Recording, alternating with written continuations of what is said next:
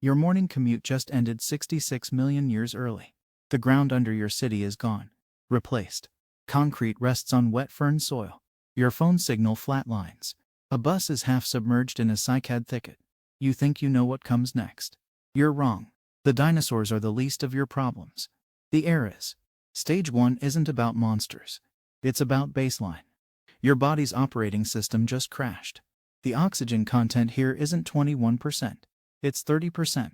More oxygen than your lungs have processed in your entire ancestry. You take a breath, a deep, reflexive gulp, and it hits your system like rocket fuel. Your mitochondria, the little power plants in your cells, go into metabolic overdrive. They burn through glucose reserves in minutes. You feel a surge of impossible jittery energy. Your heart hammers against your ribs. Your vision sharpens to a painful clarity.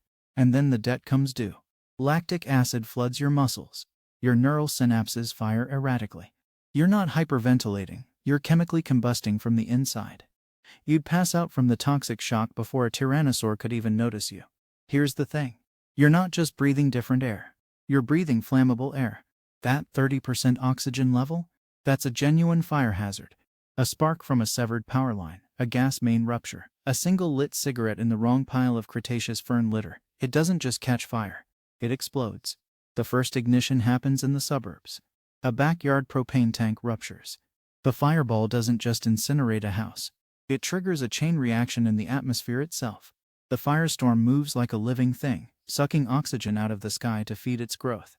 It doesn't burn buildings, it melts them. Glass flows like water. Steel beams sag into liquid metal puddles. And ahead of the flame front rolls a wall of superheated gas, cooking everything in its path before the fire even arrives. Your kitchen window wouldn't just break, the convection currents would boil the coffee still sitting in your mug. But let's say you avoid the fire. Let's say you're in a sealed concrete parking garage, watching through a crack as the world burns outside. You've survived the oxygen. You've avoided the flames. Now comes the quiet part. The lull. And this is where the real, grinding collapse begins. The new, old world order. The fires burn out. The city is a blackened, steaming scar in an endless green world. And the jungle doesn't wait. It invades. Not in years. In days. Cretaceous plant life evolved in high CO2, high oxygen, constant warmth. It grows at a rate that makes kudzu look lazy. Vines as thick as your arm spiral up blackened skyscrapers, their root tips secreting acids that crack concrete. Fern spores settle in the damp soot, and within a week, your street is a shaded grove of 10-foot-high cycads. The microbial world is alien, aggressive. Every stagnant puddle, every damp corner of collapsed drywall, is a petri dish for fungi and bacteria your immune system has no reference for. A simple scratch from a rusted rebar becomes a necrotizing infection in hours. There are no antibiotics here, only gangrene. And the sound. Forget car horns. The dawn chorus is a cacophony of shrieks, bellows, and chitters from animals that have never known the fear of humans. It's a 24/7 sonic assault. Your eardrums, tuned for the dull hum of civilization, are constantly ringing. You can't sleep. Paranoia becomes your default state. You'll try to use what's left. A gun. The ammunition is limited. And against a multi-ton herbivore that simply doesn't understand it should fall down when shot, it's less a weapon and more a loud, annoying stick.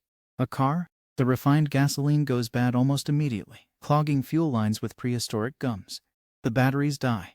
The electronics are toast from moisture and fungal growth. Your apartment becomes a death trap, a damp, spore-filled cave slowly being crushed by botanical pressure. The problem is the cycle. The human cycle. The one we built our entire existence around. Agriculture. Gone. You can't plant wheat in Cretaceous soil. The soil microbes attack the roots. Giant insects eat the shoots. The seasonal cycles are wrong. The year is shorter, the axial tilt different. The sun's position in the sky is a liar. Hunting? You're competing with perfect predators who've been doing this for 100 million years. You are slow, weak, and deliciously novel. Every stream is full of parasites that specialized in infecting dinosaurs. They'll happily colonize you instead. So the community fractures. Not into tribes, but into desperate, starving clusters hiding in the ruins. The social contract evaporates. It's not about morality anymore, it's about caloric intake. The strongest take the last canned goods. The weakest become a food source. The psychological weight of being utterly removed from the entire timeline of your species, no history, no future, no legacy, doesn't cause despair. It causes a blank, functional insanity. You stop being a person from the 21st century. You become just another large mammal, confused and terrified, hiding in the rubble. The final stage isn't an extinction event, it's an erasure. The last light doesn't go out with a bang. It flickers, one by one. A final campfire in a bank vault, its light seen by no other human eyes. A last stand on a rooftop, picked apart by Asdarkids, giant, giraffe-sized pterosaurs with a 40-foot wingspan that swoop down like silent, leathery fighter jets. The final survivor, alone, succumbing to a fever from a mosquito bite that carried a proto-malaria strain. And then, quiet. The city's skeleton is digested. Aluminum oxidizes. Plastic slowly photodegrades under a fiercer sun. Steel rusts into red dust. Within a few centuries, the only sign you were ever here is a strange, concentrated layer of ceramics and refined metals in the strata, a geological oddity for whatever intelligence digs here in 66 million years. Your city didn't just travel back in time. It performed the ultimate thermodynamic magic trick, taking the most complex, ordered structure your species ever built and dissolving it into the chaotic, hungry background noise of an alien planet.